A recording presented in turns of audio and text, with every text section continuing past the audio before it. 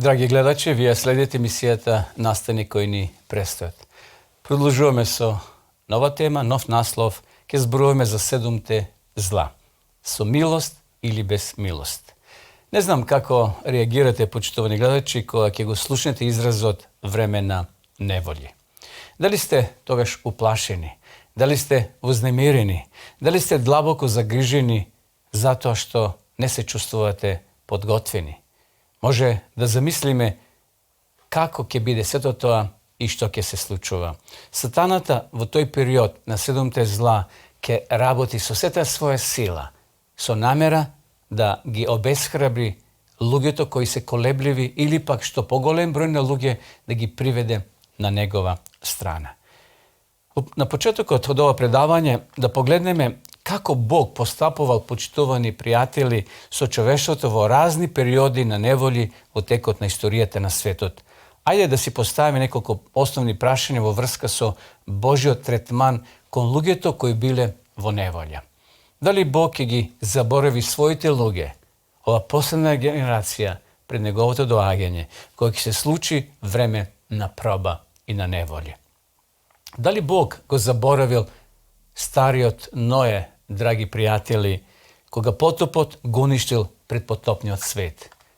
Дали тој го заборавил Јосиф, кога бил неправедно затворен и обвинет дека прави зло? Секако Господ не го заборавил. Дали Бог го заборавил Илија, кога ја завелја со смртна пресуда? Му се заканувала дека ќе го убие. Дали Бог, почитувани пријатели, ги заборавил, ги игнорирал тројцата момчиња што биле фрлени во печката на Навуходоносор? Дали Господ му свртил грб, почитувани, и на Павле, на Петар, на големите апостоли кои се нашле во затвор неправедно? Дали Господ го заборавил и Јован Крстителот, кога со меч му била отсечена главата? Дали тој го заборавил Стефана, големиот џакон, кој бил убиен со камења од неговите сонародници? Дали тој го спасил? Дали можел да го спаси Стефана? И зошто дозволил да биде убиен? Тоа се прашања, почитувани пријатели, кои, верувам, стојат пред нас и на некој можеби во овој миг немаме одговор. Но да го прочитаме следниот цитат од Библијата. Сион рече: Господ ме остави, Господ ме заборави.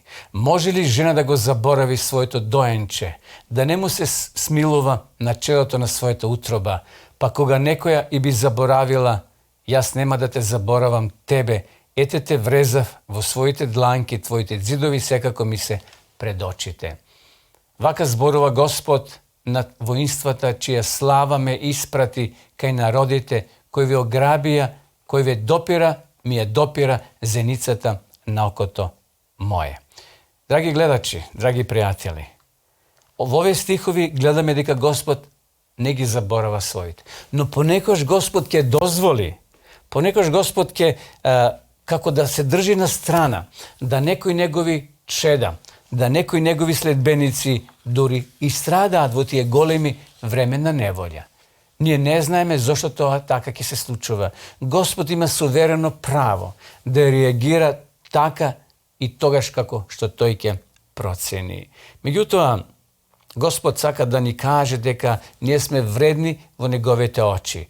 Неговата рака е толку силна што може да не извлечи од секој проблем, како што ги излекол и ги спасил тројцата момчиња во таа вжарена печка. Знаеме кога Исус се соочил со смртта на Голготскиот крст, тогаш неговиот татко вели го тргна лицето да не го гледа синот Исуса како умира на Голготскиот крст. Почитувани пријатели, за време на ова последна, може да кажеме, генерација која ќе живе пред Христовото доаѓање, Бог ќе се замеша со сета своја сила.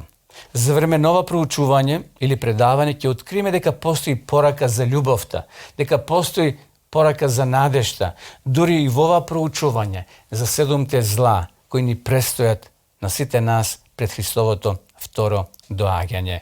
Во овој семинар, кој ние го нарековме настани кои ни престојат, всушност ќе погледнеме како Исус ќе изреагира, како Исус ќе се бори за својот народ. Ние и понатаму сакаме да се подпираме единствено на Исуса Христа, да се подпираме на Неговата сила и да веруваме во она што Тој ни го кажал. Едноставно, во тоа време, Исус ќе ни овозможи целосно да знаеме што ни предстои. Исус тоа ни го открива во Библијата и ни не треба да бидеме збунети. Тоа ни е откриено и ние само гледаме како тоа ќе се исполнува. Не сакаме да паднеме во стапица на размислување дека деталното познавање на ова хронологија или внимателно наблюдување на знаците некош ќе може да го замени секојдневниот однос на доверба кон нашиот Спасител. Може ние да ги знаеме сите информации да ги имаме и се тоа да го прочитаме, но пожелно е, почитувани гледачи, во тие мигови да се подпираме не на себе, на својата филозофија, на своето знаење, туку на Господа Исуса Христа. Апостол Павле вели: и правите го тоа затоа што го знаете времето во кое сме, зашто е веќе време да се разбудите од сонот, зашто сега спасението ни е близу или поблизу отколку кога поверувавме. Само, почитувани пријатели, ако правилно го разбереме времето во кое живееме, ќе можеме целосно да соработуваме со Исуса во рамките на самата подготовка за Неговото скоро доаѓање. Постојат некои луѓе кои мислат дека Исус може да дојде во секое време. Значи, некои така мислат. Може да дојде денеска, навечер или утре наутро. Но во светлината на библиските пророштва, знаеме дека Христос нема да дојде, драги гледачи, буквално сега во овој миг додека ја гледате оваа емисија. Исус нема да дојде сигурно за 1 час, за 2 час. Но нашиот живот е несигурен. Може ние да завршиме со животот и готово е за нас, како Исус да дошол.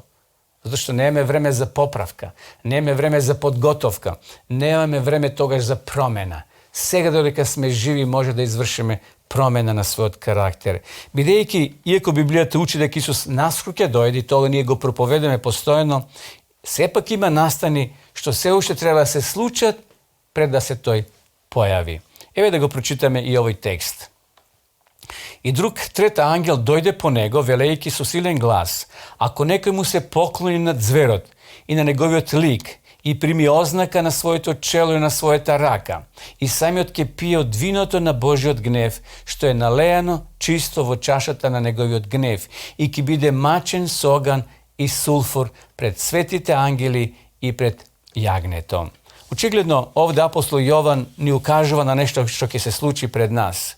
Пред да дојде Исус, драги гледачи, белекот на зверот ќе биде наменет за мажи и жени. Низ целиот свет. Ние во претходното предавање зборувавме за тој белек, а тој е неделата, кој ќе биде со закон наметната и озаконета. Луѓето ќе бидат принудени да го обожаваат зверот.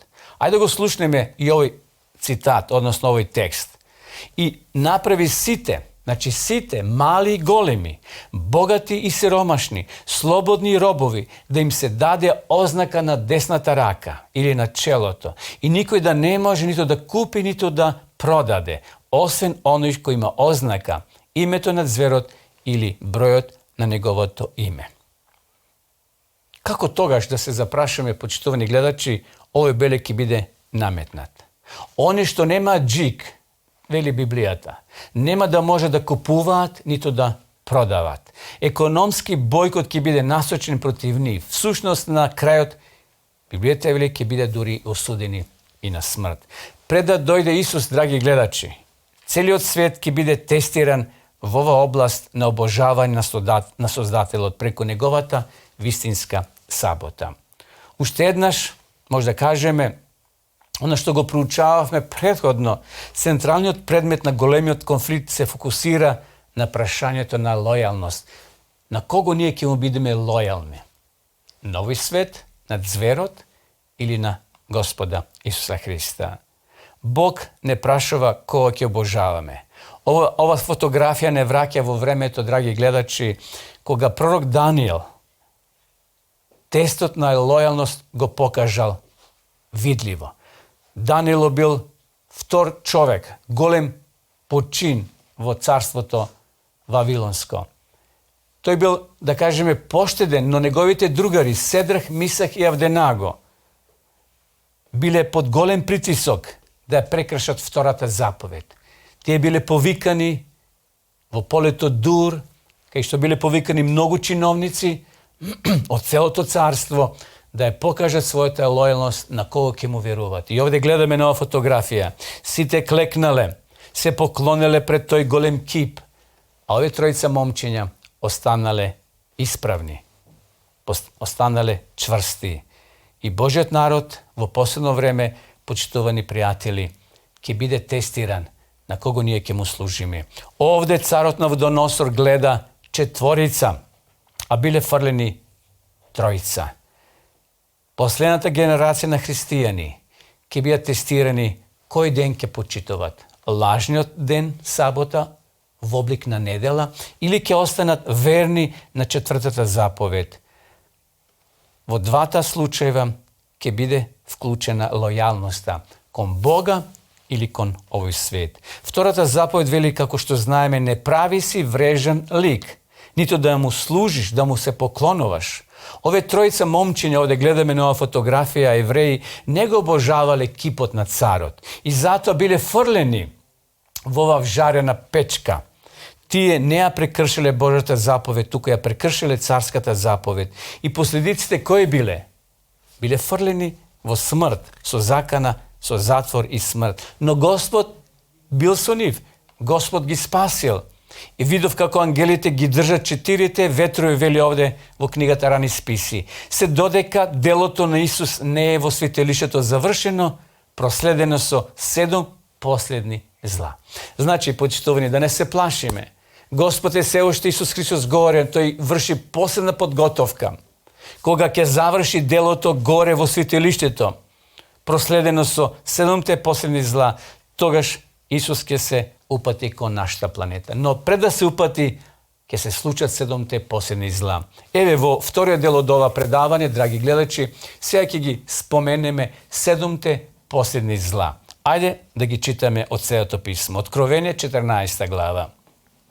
Кој се поклонува на зверот и неговата икона и ќе добие знак на челото или на раката, тој ќе пие од виното на гневот Божи, кој се истора немешано во чашата на неговиот гнев. И следниот цитат, и видов, овде пишува, уште еден голем знак на небото и чудо, 7 ангели кои ги имаат последните 7 зла, зашто гневот Божи е совршен во нив.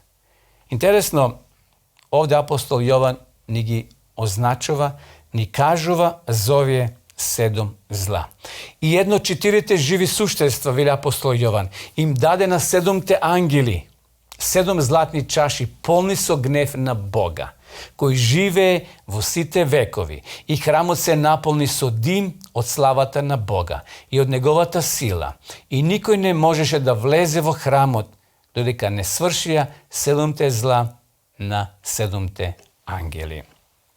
Почитувани пријатели, Откровение 16 глава ни ги опишува тие 7 зла. Ајде сега да ги споменеме поединачно. Прво, ќе се појават, во вториот стих вели, лоши и лута рана. Тоа е првото зло. Понатаму, морето стана како крв од мртовец. Замислете каква гнасотија ќе се случи.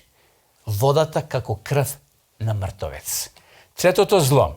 Реките и водните извори станаа крв. Четвртото, сонцето ги пече луѓето. Ова е четвртото зло. Петото, помрачено царство над зверот, а знаеме каде е седишето над зверот, тоа е папството. Армагедонска војна.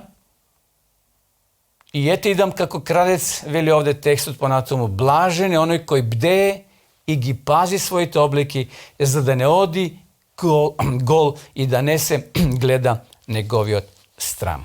Гледате, почитувани пријатели, што ќе се случи. Се овде јасно и гласно назначено. Не треба да бидеме во забуна. Овде писателот тоа ни го подробно открива. Вие ќе поминете низ неволи и потешкоти, вели Исус. Ќе има несреќи насекаде около вас, но благословени ќе бидат они кои ги чуваат своите алишта, бидејќи доаѓам како крадец. И видов друг голем и чудесен знак. На небото 7 ангели, кои ги држеа 7 последни зла, зашто со нив завршува Божиот гнев. Значи, во тие тешки моменти, почитувани гледачи, Бог ќе стапи на сцена. Тој ќе го чува својот народ. А сето тоа им се случи за пример, вели Павле. И е напишено за поука нам, врз кој дојдоа кревите на времињата. Како што било во средниот век, во минатото, почитувани гледачи, кај што оние верните Божи луѓе биле прогонувани и со смртна закана, им се заканувало, но тие останувале верни до крајот на својот живот. Тие својот живот го положиле, што би се рекло, на олтарот на Господа. Во тие тешки времења, кога Божиот народ бил притиснат, сепак Бог бил со нив. Иако изгледало како да се оставени на милост и на немилост. Ако Бог изреагирал да го отвори Црвеното море, низ кое поминале старите евреи на другата страна. И денеска Бог е подготвен, драги пријатели, да изреагира и да му помогне на својот народ. Околности за појавата на злата. Што ќе се случи пред да се појават тие 7 зла? Ќе се случи сеопшта криза. Ќе има криза. Понатаму лажно пробудување, оживување. Едноставно, во некои верски заедници ќе се случи реформа. Лажна тоа ќе биде. Значи, рековме криза, сеопшта. И ќе бидат прогласени виновници за таа криза Божиот народ. Тие кои ја почитуваат саботата, 7-миот ден. Понатаму, читаме обединување на црквата околу еден ден на светкување. Рековме тоа ќе биде недела. Примање на Божиот печат или белегот на зверот. Значи, рековме саботата е печатот, неделата е тој белег. Божиот народ ќе доживее прогонство. Тоа се, почитувани пријатели, настани кои ни престојат. Изливање на оние кои го примиле белегот над зверот. Тоа се настани кои ќе ни укаже дека ние сме на самиот крај. Тоа ќе биде време кога оние кои се запечатени, оние кои му останале верни на Господа, Господ ќе ги сочува. Една група на христијани ќе отидат во смрт. Бог ќе ги ослободи од маките, од 7 зла. Може би ќе бидат физички слаби, но не значи ако тие почина дека ќе бидат изгубени за секојаш. Тие ќе отидат на привремен одмор. Се до оној ден, до оној миг кога повторно Господ ќе дојде и ќе ги собери нив, ќе ги разбуди од нивните почивалишта и за секојаш ќе ги земе да бидат со Него. Значи, почитувани пријатели, браќа и сестри, насекаде луѓето ќе треба да одлучат верност кон Бога или неверство. Или ќе добијат печат на живиот Бог или белегот над зверот. И како што се развиваат овие две групи на луѓе, Божиот народ ќе биде на жалост прогонуван. Тогаш злата ќе паднат на сите они кои го примиле белегот над зверот. Они што не ја добиле ознаката над зверот, ќе бидат заштитени за време на овие 7 зла. Некои ќе бидат повлечени во смрт, но некои се запечатени со Божиот печат. Неки има сила која може да ги разори. Неки има сила која може да ги притисне да се откажат од следбеништвото кон Бога. Тие ќе останат верни до крајот. Во следното предавање, почитувани пријатели, ќе проучиме за пораката на љубовта која се наоѓа во склоп во 7 зла. Се гледаме во наредното предавање. Пријатно!